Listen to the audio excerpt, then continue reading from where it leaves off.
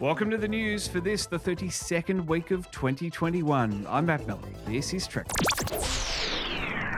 This is the news from Trek Zone. And you can get exclusive behind-the-scenes info and first-play access to all Trek Zone podcasts by becoming a member today. Click join on every Trek Zone video on YouTube. Go to thetrek.zone/support or scan the QR code on screen throughout the show. Now, it's back to you, Matt. Well, thank you very much, Ross. Plus, follow us on Twitter, subscribe to the YouTube channel or podcast feeds wherever you listen. Leave comments and ratings. Now, on to the news. We're just a few days away from the second season of Lower Decks hitting Paramount Plus in the States and Amazon Prime in the rest of the world. And the red carpet premiere was held in the US. Mike McMahon telling Trek Movie he found season 1 interesting because he was balancing Star Trek 101 with a Star Trek comedy for the first half of the season as everyone bedded into their roles. He says season 2 takes the energy built at the back half of season 1 and drops the hand-holding, saying from the first scene of the new season, you'll see Mariner in a situation that would be impossible to describe to people who'd never seen Star Trek before. Production on season 3 is already underway, and we're guaranteed to be in for one hell of a ride.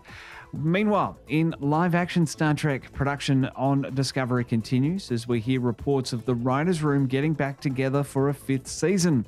While there is no official word yet, Discovery writer Kyle Jarrow tweeted a photo of himself with face paint from a kid's birthday party, prompting a reply from showrunner Michelle Paradise saying she would be seriously bummed if he didn't show up for the first day of the room with the paint. Paramount Plus, formerly CBS All Access, typically don't announce season extensions until the current one begins to drop on their platform, so we'll likely have to wait until December for the official word on that. Meanwhile, season 4 continues at pace with some cast wrapping up already. David Ayala, Patrick Kwok-Chun, and Anthony Rapp have all wrapped up in recent weeks. Now, unlike Lower Decks, Prodigy has a streaming agreement in place for countries outside of the US ahead of its first broadcast. And it includes the entire streaming network of Paramount Plus as well. Viacom CBS announcing at the end of last week that it's partnered with Sky in the UK, Ireland, Italy, Germany, Switzerland and Austria to launch the service on the Sky Q service as part of the Sky Cinema package at no additional cost. No word yet if the rebranded 10 All Access will carry Prodigy here in Australia. That rebranding kicks off August 11, but I reckon you'd probably have safe money on that bet though. It comes as Viacom CBS sells streaming rights to AMC Plus for the TOS and TNG movies, for some reason breaking up the complete franchise. Only Beyond and Into Darkness remain on Paramount Plus. And finally, to news we covered last week in depth with Larry Nemenchek. Alex Kurtzman has a new 5-year mission. His contract has been extended to 2026 worth $160 million. This signifies confidence in Kurtzman and an ongoing commitment to the Star Trek franchise as a key component to the future of Paramount Plus.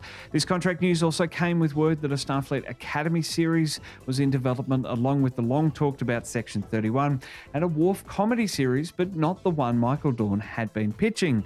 The comedy pitch has been put forward by The Trouble with Edward writer Graham Wagner.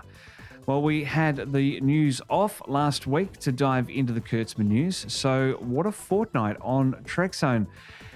We continued my playthrough of Starfleet Academy, dived into more Axanar news with former devotee Stephen Mayhew beaming in, caught up on a couple of That Time When episodes and learnt about the latest in science and space with Dr. Brad, and Talkin' Science Quick Takes premiered. You can catch up on all of those. The cards are coming up through the YouTube video. If you're listening to me on a podcast, jump on to Trek Zone, scroll down on the homepage to all those series, because they're all there at the bottom of the homepage. You can click through to the latest episodes from there. This week, Ken Burnside beams in to discuss his company's decision to end its Axanar-themed game. And we'll learn about a new theory postulating that the slowing of Earth's rotation led to increased oxygenation in the atmosphere. That is an absolutely fascinating one. Don't miss a moment. Subscribe and ring the bell on our YouTube channel. Subscribe to our podcast feed in your favourite app and sign up for the mailing list. on our website. Of course, that is trekzone.org. Leave a comment on YouTube too. Let's chat about the stories this week. But for now, and as always, I'm Matt Miller for TrekZone.